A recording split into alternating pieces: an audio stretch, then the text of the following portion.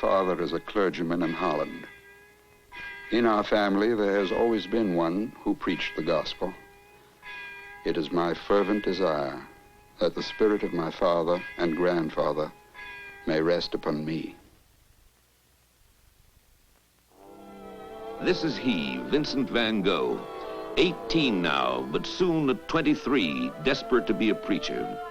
He does not know it, he cannot know it, but upon reaching that decision, he will have left only 15 years of life wherein to shape a totally different career. His story best begins when as a boy he wandered the moors of his father's parish in Zundert, a little village in the south of Holland. Zundert, I can see again the radiant blue sky with the white clouds in it. Every path, the views of the fields outside, the church, the graveyard. Yes, especially the graveyard. For when as a child he passed these monuments on his way to church, he looked down upon this grave bearing his own name. The grave of his elder brother, still born a year before himself. The same day of the same month, March 30th. And because of his parents' grief, the living Vincent, all during his early years, lived in the shadow of the dead Vincent beneath this tombstone.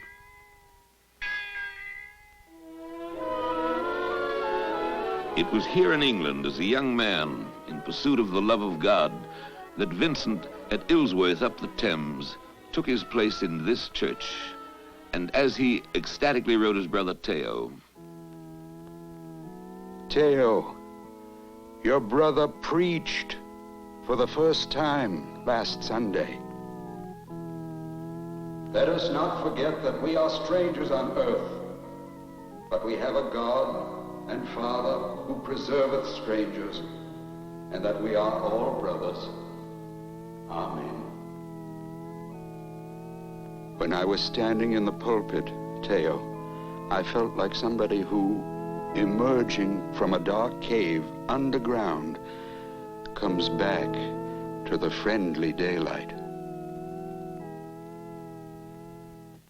in December of 1878, after a 3-month course at a school for evangelists in Belgium, Vincent set out along this road to the coal mining district of the Borinage on probation as a lay minister.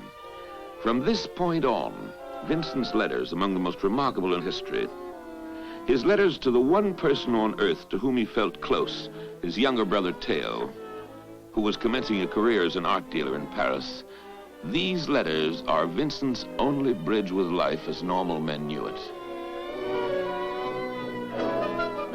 Dear Theo, here in the Borinage, life goes on underground instead of above. Oh, one might live here for years and never know the real state of things unless one went down into the mines. I should like to make rough sketches of the things I meet on the way, but it would probably keep me from my real work. In such a setting, Vincent plunged wholeheartedly to work, and soon the whole district buzzed with his extraordinary behavior. He gave up his warm room. He moved to a hut meaner than the miners, and amid the ash heaps lived on scraps as he nursed the sick and comforted the lowly. These reflections were made later, after he was dismissed by the Missionary Society for carelessness in dress and bearing, want of dignity. Theo, it is not merely the question of dress. It is a much more serious question, I assure you. It is simply that I have different ideas.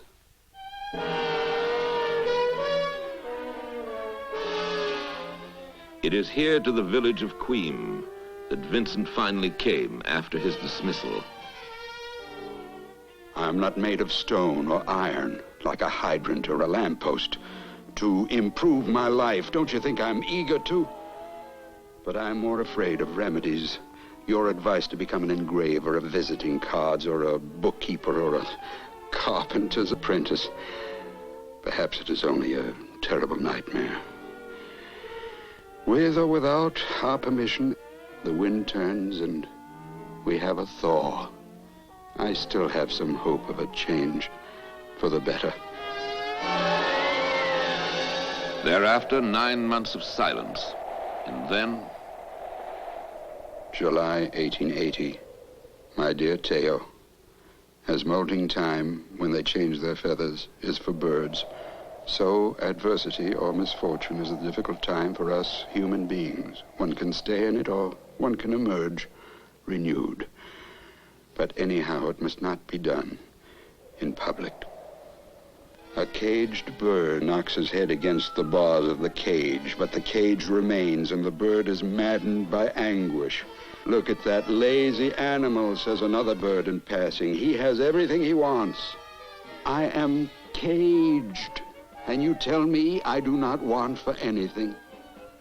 Fools, I beseech you, liberty, that I may be a bird like other birds.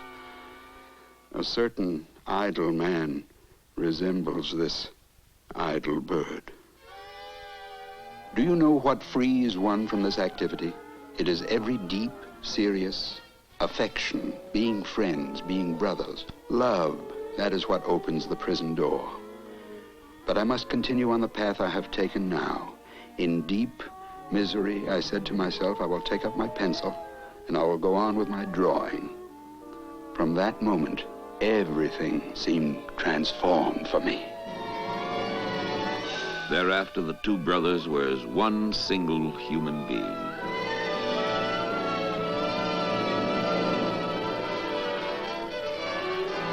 Here to Brussels comes Vincent Van Gogh, struggling to teach himself drawing like a man possessed. I am in a rage of work. My aim is to learn to make some drawings that are presentable and saleable. Now, there are laws of proportion, of light and shadow, of perspective, which one must know. I have been drawing all winter now. My chief food is dry bread and some potatoes or chestnuts, which people sell here on the street corners. The main thing for me is to draw.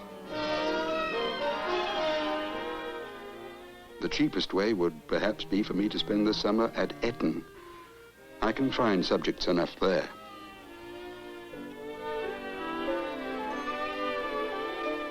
And so in the spring of 1881, Vincent arrives at Eton, his family's new home, his father's new church.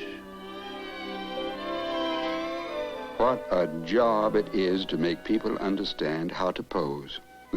They only want to pose in their Sunday best. I have learned to measure and to seek for broad lines.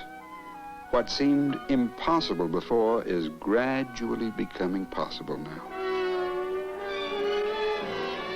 Dear Teo, there is something I must tell you. A deep love has grown in my heart for Kay. This is his cousin Kay, a widow and her child, who visited his family that summer. Kay, who replied to his proposal of marriage, no, never, never. I look upon that no, never, never as a block of ice which I press to my heart to thaw. And though he pursued her to her home in Amsterdam, asking to speak to her only as long as he could hold his hand in the flame of an oil lamp, and so doing until he faints from pain, all was to no avail. Convinced at last, resigned, Vincent leaves for The Hague to study with his noted painter cousin, Mauve. And there... Teo, I found a woman. Not young, not beautiful. She doesn't have a lady's hands like Kay. A pregnant woman who had to walk the streets in winter to earn her bread. You understand how. I took this woman for a model. So far, I've been able to protect her and her child from hunger and cold.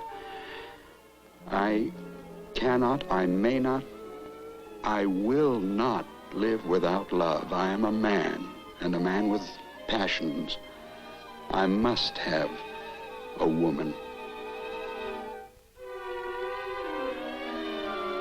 Here in The Hague, Vincent struggles on, living with and drawing the girl he called Scene, his own. Today I mail you a drawing to show my gratitude for all you have done for me. In my opinion, it is the best figure I have drawn yet. I want to do drawings that touch people, so that people will say of my work, he feels deeply, he feels tenderly. What am I in people's eyes? A nonentity or an eccentric and disagreeable man? Somebody who has no position in society, the lowest of the low. I want my work to show what is in the heart of such an eccentric, of such a nobody. This is my ambition. And it was here that color came into the life of him who was to become one of the greatest colorists of all time. Theo, just think, I have been struggling for years, and now comes a dawn of real light. Theo, I sit down with a whiteboard before the spot that strikes me. I say to myself that that whiteboard must become something. I find that nature has spoken to me.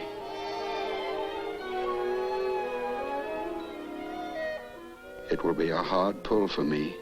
The tide rises high, almost to the lips, perhaps higher still. But I will sell my life dearly.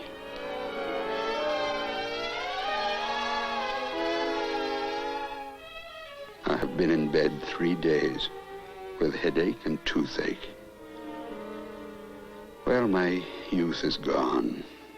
After all, there are much better things, but sometimes, like now, it is hell. I should be very pleased if you had in your wardrobe a discarded coat or a pair of trousers to fit me.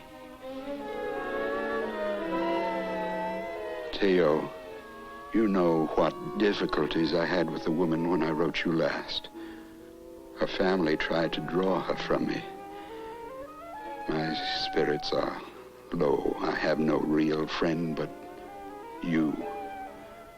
You must try to come soon, brother.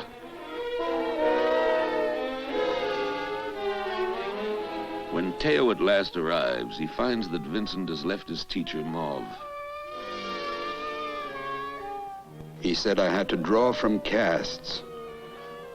I smashed those plaster casts to pieces. I will draw from casts when there are no hands and feet of living beings to draw from. I should love to go to Drenthe, that country of heath and moorland. And so he does, leaving the woman, leaving The Hague, drawing the burden of his past behind him.